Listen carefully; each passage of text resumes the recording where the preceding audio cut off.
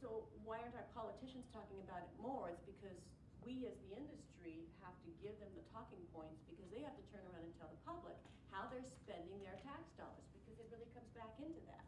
So I think that we have to educate the politicians, and we have to hand them the talking points on solar, because they have to explain it in that 4th grade, 10th grade language, how I decided to spend your tax dollar. This is what I'm doing for it. This is the benefit. So I think it does tie in. It's almost like solar needs a campaign manager. And if the public is getting, they say most of the public get their news from Jon Stewart, so maybe he should be our campaign manager. I mean, yeah, why not? I just wanted to make just 2 comments about some interesting things that we've seen in Massachusetts.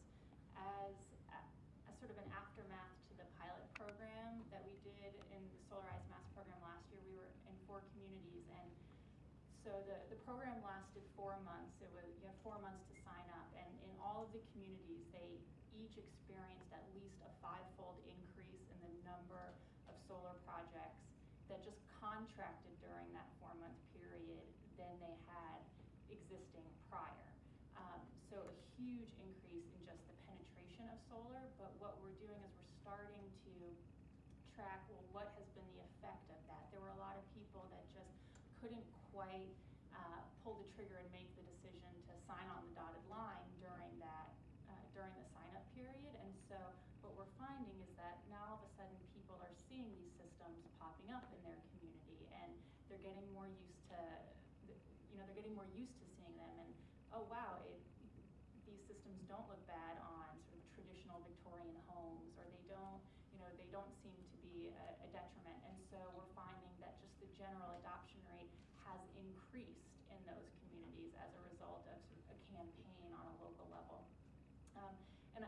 This is sort of a complete aside, but I also wanted to talk about an experience I had. I was at a Bloomberg energy finance seminar a few months ago, and there were a number of members of the solar industry there, and I think that I know this isn't about policy, but I think that from a public policy perspective, the people that are making a lot of noise are sort of the installers and the large-scale developers. And in Massachusetts, there was a question about, well, what is the regulatory risk around the SREC market? I mean, is it possible that this program will go away?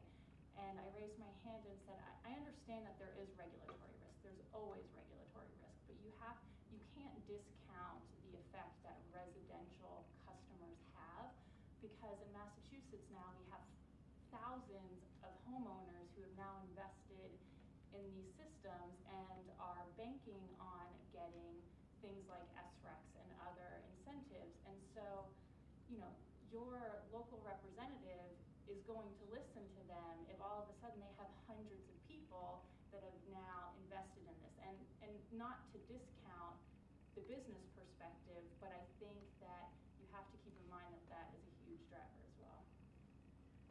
I just want to add, and it's just tapping into what I said earlier. I mean, I think we have to understand what we want the perception to be in the end, and then understand where it is, and then map out how we're going to get there. And everyone here has a really wide knowledge of solar, and I think it's critical to understand, who our audiences are, what are their current perceptions, what are the desired perceptions, and then how are we going to get there? And I think that's really important. Scott, and then Paul. Yeah, 2 quick points, and then a quasi question, if you will.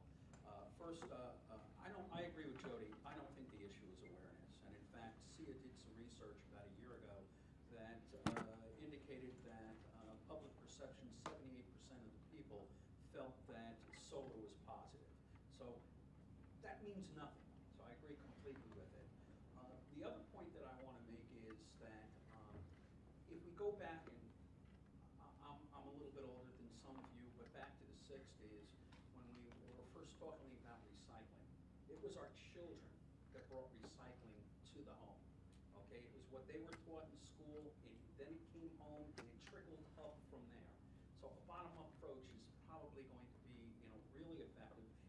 would suggest that, and I'll go back to something, I live in a urban environment in New Jersey where the children have no idea where food comes from. And part of the community development group that I work with created a community garden that was run by the children. And they got a chance to see things grow and understand where the food comes from, not just from the supermarket. And the result, they had an understanding as a result of it. So we've got to educate our children in terms of that full circle of life as it pertains to energy, so that they can get an appreciation of it.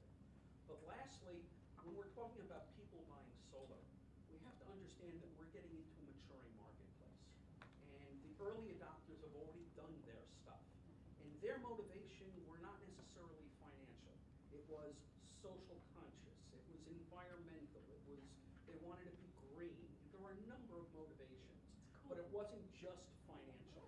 Now we're moving further away from that environmental message into the mainstream where they're not as motivated by those things, and their motivations are more economic than anything else. And I think what we need to do is we need to transition into it and talk about, and the point of empowering, I think, was an excellent point, because we need to talk about energy independence. We need to talk about not wasting and all of those points, but bring it down to an economic message that makes so much sense that people feel compelled to move in that direction. And the question comes down to is, what's the best way to accomplish that? How do we educate the consumers of the value of solar? Because we're really not doing that part of it any justice. Just a little comment on the empowerment end. The other piece of it, I think that's extremely powerful, at least at the corporate level, is understanding the volatility of energy pricing and making that message clearer.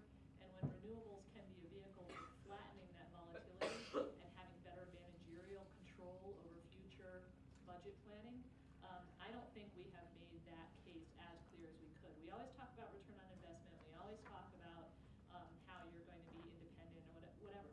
But the fact is that facilities managers, budget planners, when you say that you will have better control over the volatility, that's a huge selling point. And if we could, I don't know if that would translate to the residential sector. It would in my house because we pay attention, but it might not to every residential body. But I think that that's an argument that should be made more strongly and more often.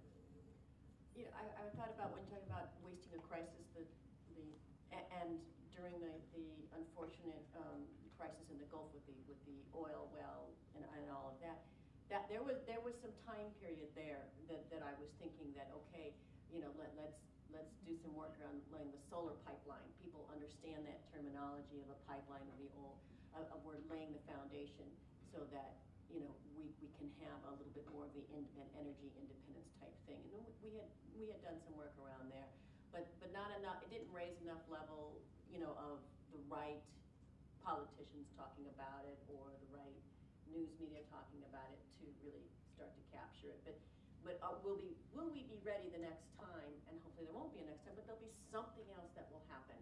There will be something else that will happen to make the fossil fuel industry unstable.